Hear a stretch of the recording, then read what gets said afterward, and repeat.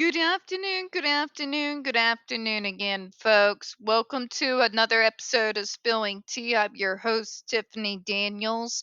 We are going back to that horrible world known as the JRC. But before we do the usual disclaimers, if you are unfamiliar with the Stop the Shocks campaign or the campaign against the troubled teen industry, you're going to see all the pertinent links right there in the description box.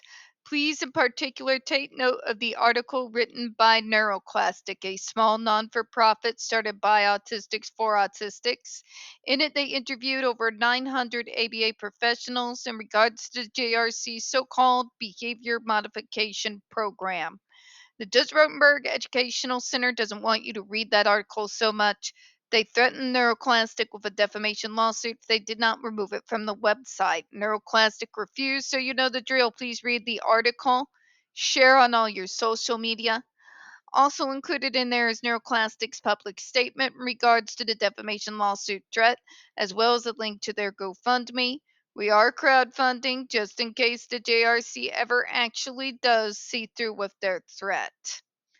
All right, trigger warning one. When we discuss places like the Judge Rotenberg Educational Center or Agape Boarding School for Boys, you're going to hear vivid descriptions of and catch clips of surveillance footage of people with mental health issues and disabled people being tortured and abused. If you got young children present, please make sure to go ahead and utilize your headphones. Trigger warning two. This channel is marked not for kids for a reason. We use profanity on occasion and speak on dark subjects. If your child is 16 and younger and they're watching this, very obviously, parental supervision is advised. Where we left off, this one will hopefully, famous last words, be short and sweet. The claim that these devices produce durable conditioning is further undermined by the fact that, as evidenced in the resident record submitted by JRC, the device has been used on many individuals for years and even decades. So, another thing that is speaking against what the JRC is trying to say is their own damn records. Nice. Shots fired, right? Shots fired. In other words, what they're saying is you can't exactly call a particular treatment durable if they never get off of it, right? You can't call something effective when the behavior's cropped up the second the device is taken away. If you've got an individual that has been on a device for multiple decades, that is not a good longevity in regards to treatment, is it? Right? As Dr. Iwata explained during the panel meeting, my understanding of the way this whole process works is that within a given range in terms of interventions that we use, some are effective and some are not. And if they are not effective, you go on to something else. Now, electrical stimulation is designed to be very effective very quickly, which means the individual should not experience very many stimulations, which means that very few people should habituate to the stimulus. And if they do, it is not really a habitation. That is, they haven't adapted to it. It's simply ineffective and would move on to help rather than to help step up the voltage, so to speak.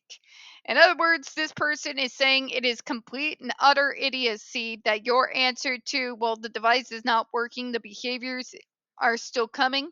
The idea isn't to double down on stupid. Doubling down on stupid, and let's call it doubling down on barbaric stupid. Well, it's not working. It's not working. Obviously, we need to make it hurt more. That's not logic. That's insanity. Okay? Try the same thing again and again and expect a different result. Ring any bells? Yeah. The idea is not to make the device hurt more. The idea is if the device is not changing any form of behavior, then why are we using it? Makes perfect sense to me. I'm pretty sure it would to just about anyone, right? But you just adapted to the pain since you're not responding. And hear me out on this, Karen. Just hear me out. Hear me out. It doesn't work because it doesn't work. It doesn't work because fear as a motivator can only work for so long. Right? Human nature always wins out, folks.